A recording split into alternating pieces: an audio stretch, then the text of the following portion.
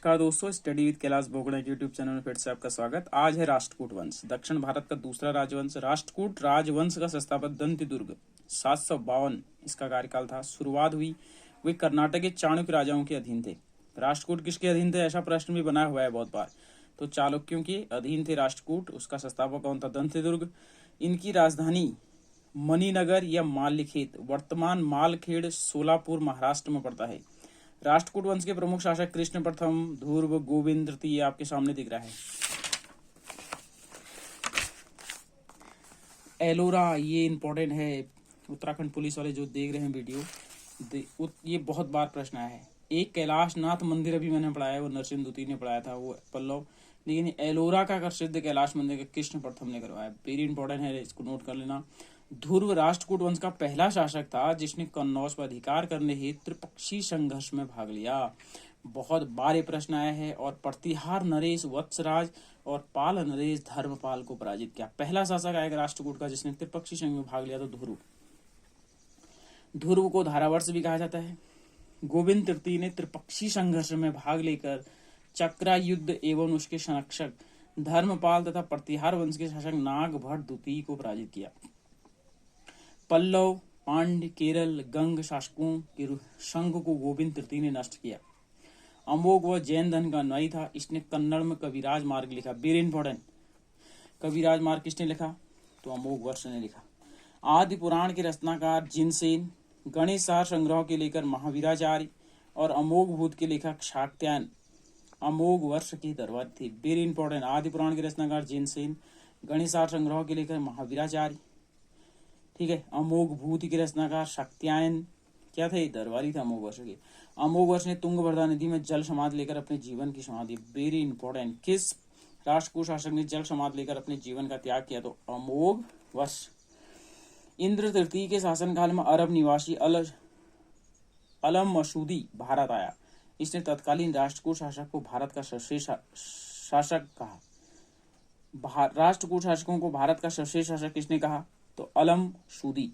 Very important. अरब निवासी था। इंद्र तृतीय के शासनकाल में भारत आया। राष्ट्रकूट वंश का अंतिम महान शासक कौन था? कृष्ण तृतीय था। इसी के दरबार में कन्नड़ भाषा के कवि पौन्न रहते थे जिन्होंने शांति पुराण लिखा। कवि पौन्न किसके दरबारी में रहते थे? कृष्ण तृतीय। इसने कौन सा ग्रंथ लिखा? शांति पुराण, ठीक है। कल्याणी के चाणक्य तैलप तृतीय ने 973 ईस्वी में कर्क को हराकर राष्ट्रकूट राज्य पर अपना अधिकार कर लिया तथा कल्याणी के चाणक्य वंश की नींव डाली। किसने डाली? तैलप द्वितीय ने 973 में। एलोरा और एलिफेंटा महाराष्ट्र गुफाओं का निर्माण राष्ट्रकूटों ने कराया। बहुत बार इंपॉर्टेंट आया है, इंपॉर्टेंट प्रश्न है, इनको नोट करते जाइए। एलोरा में 34 शैलकृत गुफाएं हैं जिसमें 1 से 12 तक बौद्ध, 13 से 29 तक हिंदू तथा 30 से 34 तक जैन गुफाएं हैं। टोटल 34 हैं, लेकिन 1 से 12 कौन सी बौद्ध हैं, 13 से 29 कौन है? हिंदू हैं, 30 से 34 कौन है? जैन है। बौद्ध गुफाओं में सबसे प्रसिद्ध विश्वकर्मा गुफा संख्या 10 है। इसमें एक चैत्य है, वहां पर 2 मंजिल और 3 मंजिलें गुफाएं भी हैं जिन्हें थल और 3 थल नाम दिया गया। एलोरा की गुफा 15 में विष्णु को नरसिंह और पुरुष सिंह के रूप में दिखाया गया है। 15 में एलोरा गुफाओं का सर्वप्रथम उल्लेख फ्रांसीसी यात्री थेविनेट ने 17वीं शताब्दी में किया। प्रश्न बना है कि एलोरा गुफा का सबसे पहले उल्लेख किसने किया? तो थेविनेट ने किया। कहाँ के थे? फ्रांसीसी थे। राष्ट्रकूट शैव, वैष्णव, शाक्त संप्रदाय के साथ साथ जैन धर्म के उपासक भी थे, ठीक है। राष्ट्रकूटों ने अपने राज्य में मुसलमान व्यापारियों को बसने तथा इस्लाम के प्रचार की स्वीकृति दी। प्रश्न बहुत बार आया है। उसके बाद आता है चालुक्य वंश। पहला पल्लव, दूसरा राष्ट्रकूट, तीसरा चालुक्य। कल्याणी भी कहा जाता है।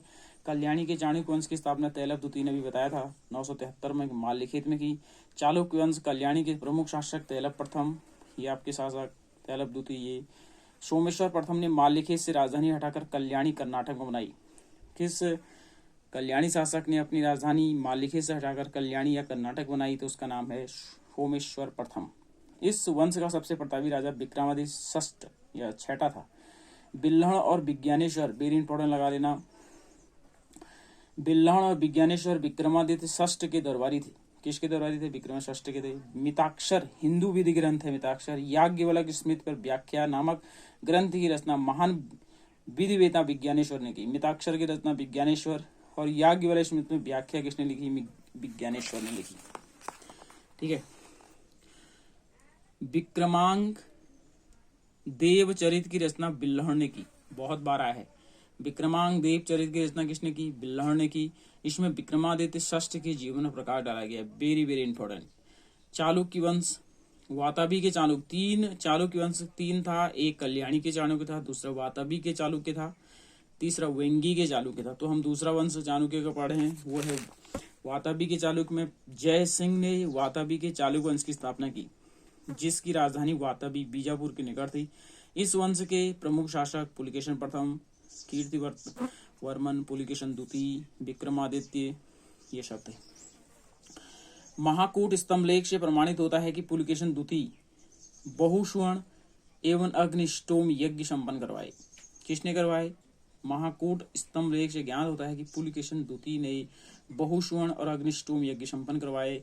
जितेंद्र का मेघुती मंदिर पुलकेशन द्वितीय ने बनवाया। पुलकेशन द्वितीय ने हर्षवर्धन को हराकर परमेश्वर की उपाधि धारण की। वेरी इंपॉर्टेंट है।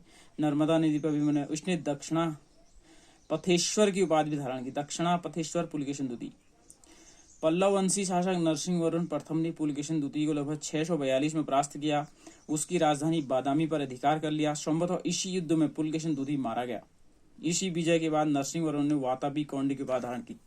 वातापी कौंडी की उपाधि किसने धारण की? पल्लव शासक नरसिंहवर्मन प्रथम ने पुलकेशन द्वितीय को पराजित करके ली। उसके बाद आता है अहोल अभिलेख से का संबंध पुलकेशन द्वितीय से था। इसका लेखक रविकीर्त था। Very important. अजंता के एक गुफा में फारसी दूत मंडल को स्वागत करते हुए पुलकेशन द्वितीय को दिखाया गया है। वाताबी का निर्माणकर्ता कौन था? कीर्तिवर्मन को माना जाता है। वाताबी का निर्माणकर्ता किसे माना जाता है? कीर्तिवर्मन को माना जाता है। मालवा को जीतने के बाद विनयादित्य ने शकलोत्तर पथनाथ की उपाधि धारण की। विनयादित्य ने मालवा को जीतने के बाद किसने शकलोत्तर पथनाथ की उपाधि धारण की? विनयादित्य ने। विक्रमादित्य द्वितीय के शासनकाल में दक्कन में अरबों ने आक्रमण किया। इस आक्रमण का मुकाबला विक्रमादित्य के भतीजे पुलकेशिन ने किया। इस अभियान की सफलता पर विक्रमादित्य द्वितीय ने इसे अवनी जनाश्रय की उपाधि धारण की। अवनी जनाश्रय की उपाधि किसने धारण की? विक्रमादित्य द्वितीय ने। शकलोत्तर पथनाथ की उपाधि विनयादित्य ने। ठीक है।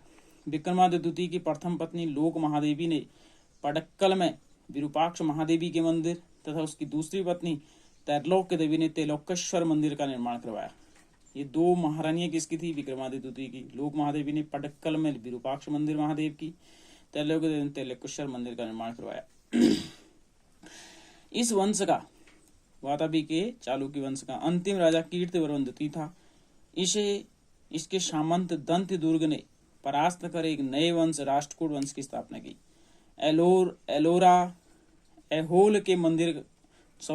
एहोल को मंदिरों का शहर कहा जाता है। किसे मंदिरों का शहर कहा जाता है? तो एहोल को कहा जाता है।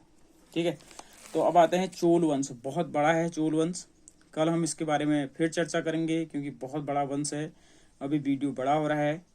तो कल हम चोल राज्य के बारे में पढ़ेंगे। दक्षिण भारत का एक बहुत ही महत्वपूर्ण राजवंश। इससे बहुत प्रश्न बनते हैं। तो कल हम फिर मिलते हैं। तब तक के लिए इजाजत दीजिए। नमस्कार।